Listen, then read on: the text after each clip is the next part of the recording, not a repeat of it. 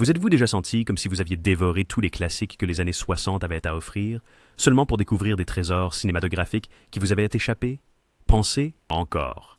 Aujourd'hui, nous déterrons 15 films les plus sous-estimés des années 1960 à voir absolument, des films qui ont osé défier les conventions, fascinés par une narration non conventionnelle, et ont finalement façonné le langage du cinéma moderne.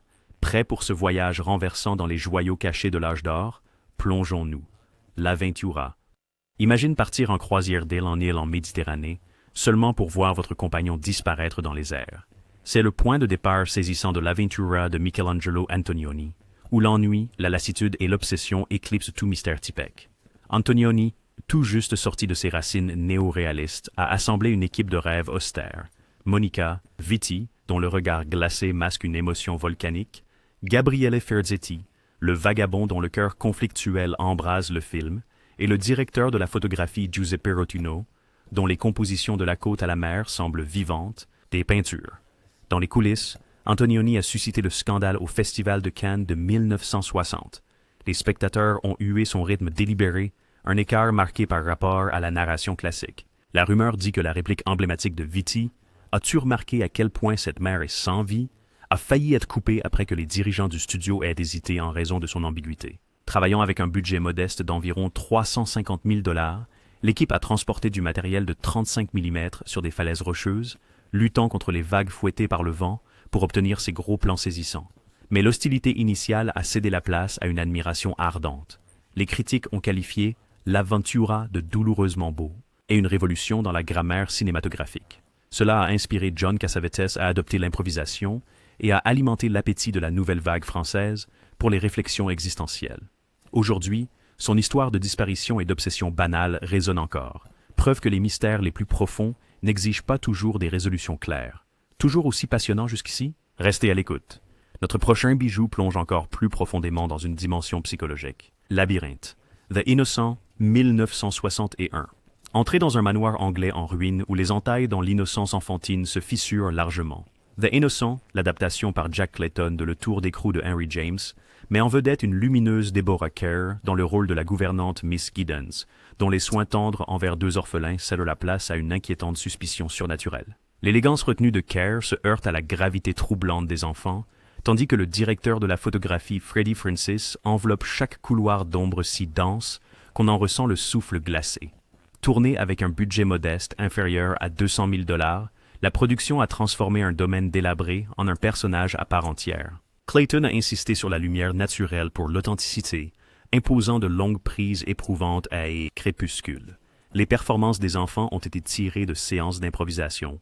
La légende raconte qu'ils ont parfois surpris même Kerr avec leurs étranges improvisations. Un murmure. La partition discordante et épurée du compositeur Jeffrey Wright, ponctuée uniquement par des tintements de piano, est devenue un modèle de silence horrifique. À sa sortie, Les Innocents a été à la fois loué et décrié. Certains l'ont qualifié de chef-d'œuvre psychologique. D'autres l'ont critiqué comme étant trop ambigu. Les recettes au box-office étaient modestes, à peine suffisantes pour rembourser la production. Coût. Pourtant, au fil des années, des auteurs de films d'horreur comme Guillermo del Toro l'ont cité comme un modèle d'élégance envoûtante. Les spectateurs modernes louent maintenant sa subversion des sursauts, montrant que la peur peut être créée par la suggestion plutôt que par le spectacle. Prêt pour la suite? Notre prochaine étape abandonne les couloirs hantés pour un surréalisme baroque et déconcertant, où le temps se dissout et la réalité se déforme au-delà. Reconnaissance. L'année dernière à Marienbad, 1961. Êtes-vous prêt pour un puzzle cinématographique qui abandonne la narration linéaire? L'année dernière à Marienbad, réalisé par Alain Resnais et écrit par Alain Robbe-Grillet, vous piège dans un opulent château, où trois personnages rejouent des souvenirs qui n'ont peut-être jamais s'est passé. Delphine Seyrig glisse à travers des couloirs miroirs avec une grâce statuaire, tandis que Giorgio Albertazzi la poursuit avec une insistance romantique. Pourtant, y a-t-il jamais eu une romance? Tourné pour environ 300 000 $, Resnais a utilisé un découpage peu conventionnel et des plans de suivi prolongés, notamment un panoramique de grue de 8 minutes à travers une grande salle de bal. Les dialogues elliptiques de Robbe-Grillet, avec des répliques comme « Parce que sans mémoire, que sommes-nous ?» frôlent l'abstraction, défiant les spectateurs de décider ce qui est réel. L'équipe a construit de nombreux décors avec des miroirs, certains à l'envers, pour désorienter aussi bien les acteurs que le public. L'actrice Seyrig se souvient avoir joué « Jeg sakte forni de resurs » Des scènes entières, ne sachant pas quelle direction était vers le haut. Les spectateurs étaient stupéfaits à sa première. Beaucoup sont sortis. Les critiques étaient divisées. Certains l'ont salué comme le summum de l'art avant-gardiste. D'autres l'ont qualifié de pose prétentieuse. Malgré les critiques mitigées, il a remporté le Grand Prix au Festival de Cannes de 1961, plantant des graines pour de nouveaux réalisateurs hollywoodiens comme Terrence Malick et David Lynch. Des décennies plus tard, l'année dernière à Marienbad reste une référence pour les cinéastes explorant la mémoire, le désir et la nature insaisissable du temps. Envie de découvrir d'autres merveilles cachées. Ensuite, nous entrons dans un terrain kafkaïen, où la bureaucratie devient une prison existentielle. Le procès 1962. Imaginez-vous réveillé accusé d'un crime dont vous ne vous souvenez pas avoir commis et faire face à un labyrinthe juridique impénétrable. C'est le voyage que Franz Kafka a imaginé dans le procès, magistralement porté à l'écran par Orson Welles dans son dernier projet achevé. Anthony Perkins, toujours sous le choc de psychose, glisse dans la peau de Joseph K., nerveux, poli et impuissant. Welles lui-même apparaît dans plusieurs caméos, juge, greffier, médecin, imposant sa touche baroque dans chaque salle d'audience peu éclairée. Filmé en noir et blanc ombragé, Welles a réutilisé des européennes existantes, cours gothiques. Les cours gothiques de Prague sont devenus le cadre cauchemardesque de Kafka, tandis que les ruelles vénitiennes résonnaient de l'aliénation de Joseph. Les costumes oscillent entre les années 1930, l'austérité et la fantaisie stylisée, un hommage à la fois à l'époque de Kafka et au théâtre de Welles. Panache. Les estimations budgétaires initiales tournaient autour d'1 million de dollars, mais Welles a étiré les ressources grâce à des peintures en trompe-l'œil ingénieuses et des décors empruntés. Les critiques en 1962 étaient perplexes. Les recettes au box-office étaient négligeables. Beaucoup ont critiqué son rythme, duré plus de 2 heures, le qualifiant d'indulgent. Pourtant, pendant une décennie, il a maintenu un culte parmi les cercles intellectuels. Jean-Luc Godard et Woody Allen ont loué sa fidélité à la vision inquiétante de Kafka. Aujourd'hui, le procès se dresse comme un témoignage de l'art indomptable de Welles, un cauchemar imprégné de noir qui résonne encore dans les films sur le pouvoir sans contrôle et l'absurdité bureaucratique. Vous avez envie d'une autre révélation cinématographique? Accrochez-vous, notre prochain film vous enfermera dans un somptueux mais absurde dîner que vous n'oublierez jamais. L'Ange exterminateur, 1962. Vous êtes-vous déjà demandé ce qui se passe lorsque la société polie atteint son point de rupture? L'Ange exterminateur, l'accusation surréaliste de Louise Buñuel contre l'hypocrisie bourgeoise, vous invite à un dîner somptueux qui devient une prison inéluctable. Sylvia Pinel attire l'attention dans le rôle de Lucia, dont le toast d'ouverture, destiné à unir, enferme ironiquement 70 invités dans un manoir qu'ils ne peuvent quitter. Chaque pièce, chaque couloir devient un rêve éveillé de délire. Buñuel a réuni une distribution brillante, les icônes espagnoles, José Luis López Vázquez et Miguel Ángel Ferrer, aux côtés de la légende française du théâtre Jacques Morel. Le directeur de la photographie, Alex Phillips, a baigné les couloirs dans une lumière de bougies décadentes, puis les a transformés en tableaux cauchemardesques, alors que le désespoir se ferme. Malgré un budget de moins de 400 000 $, Buñuel a insisté pour tourner dans de véritables décors de manoir à Mexico, suffisamment pour donner le vertige aux acteurs, lorsque les portes ne bougeaient pas entre eux. Lors de sa première en 1962, le public a réagi avec perplexité. Était-ce une comédie, de l'horreur, un commentaire social? Les recettes au box-office ont été modestes, et les critiques allaient de Buñuel à son meilleur subversif, à pure absurdité. Pourtant, avec le temps, son tranchant satirique a trouvé des partisans fidèles parmi les cercles européens de cinéma d'auteur. Il a influencé les comédies noires de Terry Gilliam et inspiré les cinéastes modernes, abordant les divisions de classe avec l'absurde. Êtes-vous toujours avec nous? Bien. Ensuite, nous voyageons dans les rues sombres du New York d'après-guerre, où la survie repose sur le fil le plus fragile de l'humanité. Le prêteur sur gage, 1964. Comment construit-on le succès à partir des reliques de la dévastation de la guerre? Comment porte-t-on les fantômes? Le prêteur sur gage, réalisé par Sidney Lumet et mettant en vedette Rod Steiger dans un rôle nommé aux Oscars, explore cela dans le Harlem blanchi par le soleil. Des rues. Sol Nazerman de Steiger, un survivant de l'Holocauste devenu propriétaire d'un prêteur sur gage, navigue entre bibelots troqués et monnaies émotionnelles avec autant de minutie. Son calme feutré se fissure seulement lorsque les souvenirs affluent. Paysage de cendres, l'écho de « But ». Lumet a tourné sur place, dans un Harlem oscillant entre renouveau et désespoir. Un choix radical, lorsque les décors de studio appelaient. La production, avec un budget d'environ 900 000 $, risquait la censure en raison de ses flashbacks francs sur l'Holocauste. Lumet a convaincu la MPAA en coupant. Our Poetry Reuse Stream. obtenant seulement 6 secondes graphiques, préservant ainsi la force morale du film. Le compositeur Quincy Jones a intégré des motifs de jazz dans la partition, chaque note de cor évoquant à la fois l'espoir et le lament. Les critiques ont loué la performance de Steiger, mais le grand public s'est détourné face à son traumatisme sans concession. Les recettes au box-office ont à peine couvert les coûts. Pourtant, The Pawnbroker a brisé les tabous, poussant Hollywood à confronter le génocide à l'écran, le premier film américain à le faire de manière aussi directe. Son héritage perdure dans les drames qui mêlent traumatisme personnel et difficultés urbaines, prouvant la conviction de Lumet que le cinéma peut affronter les chapitres les plus sombres de l'humanité. Vous vous sentez inspiré? Ensuite, une histoire labyrinthique d'amour, de guerre et de mémoire qui nous transporte dans l'Espagne napoléonienne. Le manuscrit trouvé à Saragosse, 1965, pris pour un film dans un rêve, Wojciech Haas. Le manuscrit trouvé à Saragosse adapte le roman complexe de Jane Potocki en un chef-d'œuvre baroque de récits imbriqués. Le lieutenant Alphonse Van Barden, incarné par Zbigniew Cybulski, entreprend un voyage de 1000 milles rencontrant des gitans, des brigands et des visions spectrales, chaque rencontre donnant naissance à de nouveaux récits qui se fondent dans le cadre. Tourné sur place en Espagne et en Pologne pour un modeste $600,000, Haas et le directeur de la photographie Micho Makarewicz ont créé des paysages en clair-obscur rappelant les peintures de Bosch. Les costumes fusionnaient des turbans Moors avec des uniformes napoléoniens, tandis que la performance de l'actrice Ewa Krzyzewska, en tant que multiple personnage, se tissait à travers la fièvre de Van Warden. Rêve. Le monteur Alfred Janik a assemblé plus de 200 fragments d'histoire en une tapisserie de 3 heures, un exploit considérable à une époque d'épopée linéaire. Malgré les louanges au Festival du film de Venise, le manuscrit trouvé à Saragosse est resté dans l'obscurité pendant des décennies. Une distribution limitée et des goûts changeants l'ont relégué à de rares projections dans les cinémas d'art et d'essai. Les cassettes VHS piratées sont devenues un phénomène culte dans les années 70, circulant de main en main parmi les cinéphiles. Des réalisateurs comme Terry Gilliam et Guillermo del Toro ont plus tard cité sa structure labyrinthique comme une influence durable. Intrigués? Nous sommes à mi-chemin. Ensuite, nous montons à bord d'un navire allemand se dirigeant vers le chaos masqué par des sourires polis. Ship of Fools, 1965. Imaginez un paquebot de luxe en 1933. La beauté cache des fractures de classe, de foi et de fragilité humaine. Ship of Fools, réalisé par Stanley Kramer, rassemble une constellation d'étoiles. Vivien Leigh dans son dernier rôle au cinéma, Lee Marvin en cynique vagabond et Oscar Werner charmant à la proue.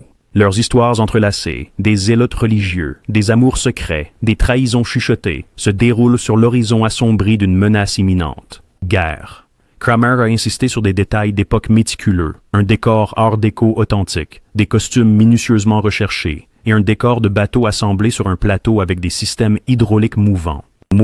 Avec un budget de 3 millions de dollars, la production a presque doublé les répétitions des acteurs pour favoriser une véritable alchimie de groupe. Le directeur de la photographie, Leon Shamroy, a contrasté les ponts ensoleillés avec des espaces claustrophobes. Cabane, résonnant visuellement avec la tension du film entre liberté et enfermement. Les critiques ont salué sa bravoure d'ensemble et son urgence morale, mais en 1965, le public a trouvé son ton inégal, oscillant entre mélodrame et satire. Le film n'a pas bien marché sur le marché intérieur, bien qu'il ait remporté 2 Oscars pour la direction artistique et les costumes. Au fil du temps, les spectateurs modernes ont redécouvert son commentaire prémonitoire sur la complaisance et la responsabilité collective, alors que le fascisme montait en Europe.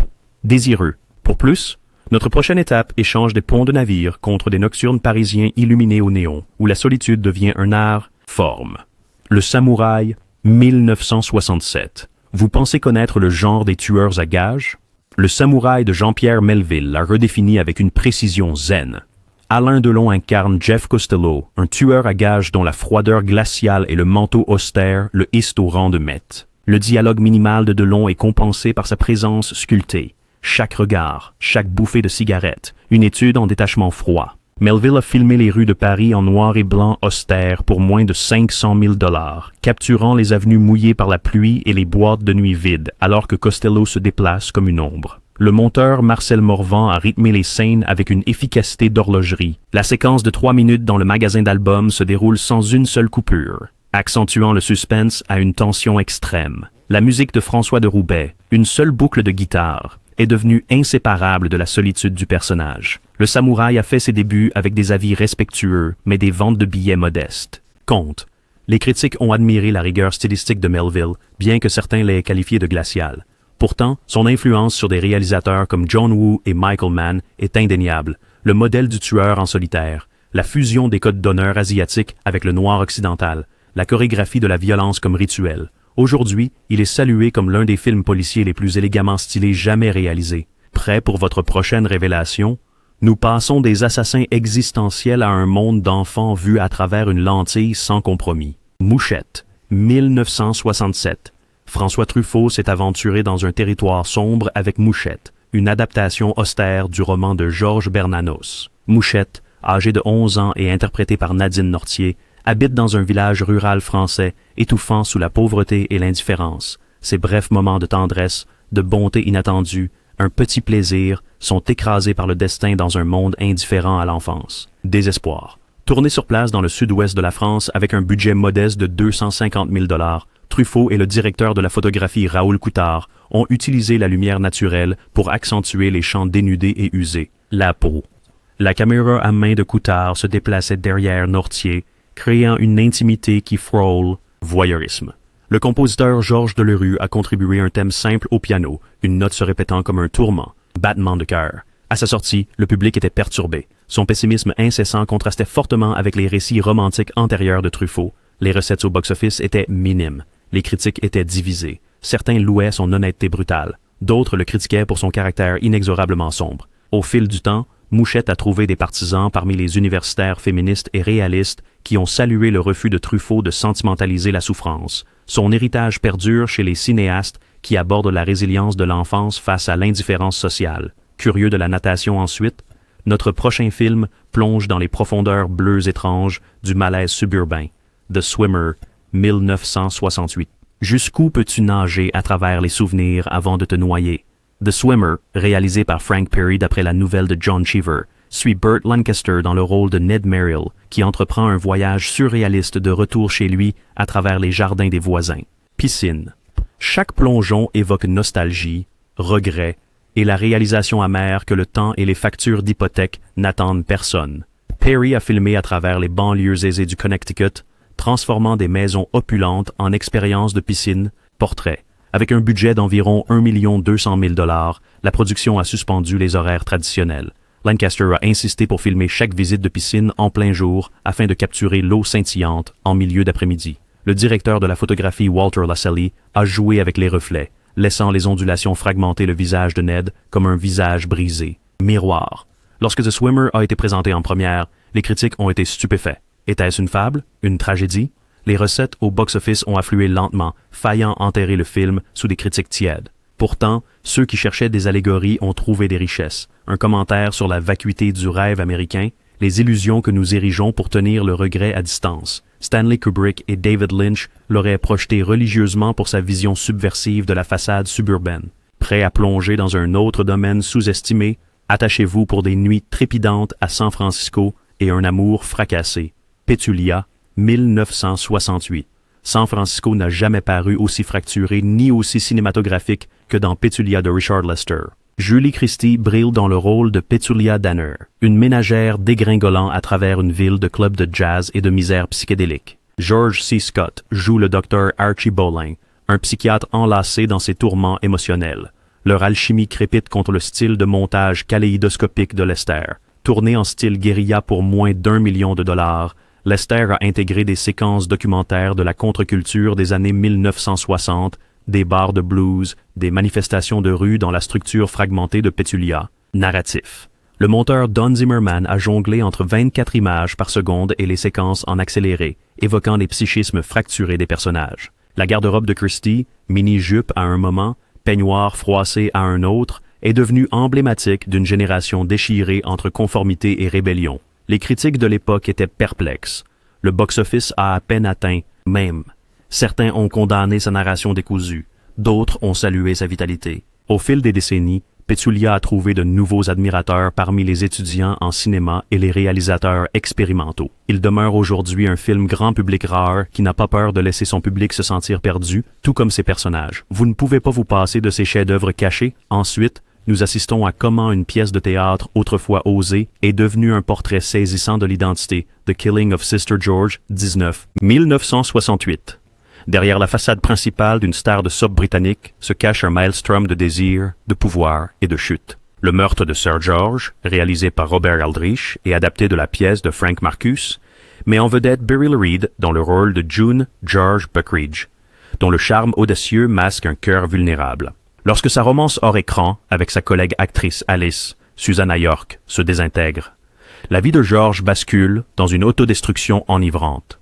Aldrich a tourné sur des plateaux à Londres et dans de vrais pubs pour environ 1 500 000 $, repoussant les limites avec son récit franc sur le lesbianisme. L'un des premiers films grand public à le faire. Le directeur de la photographie Joseph Béroche a éclairé les scènes intimes avec des rouges saturés et des ombres, amplifiant ainsi la chaleur émotionnelle de l'histoire. Le compositeur Frank De Vol a composé des airs étonnamment enjoués qui atténuent la tension croissante. À sa sortie, les censeurs en Grande-Bretagne et aux États-Unis ont exigé des coupes. Les spectateurs étaient scandalisés.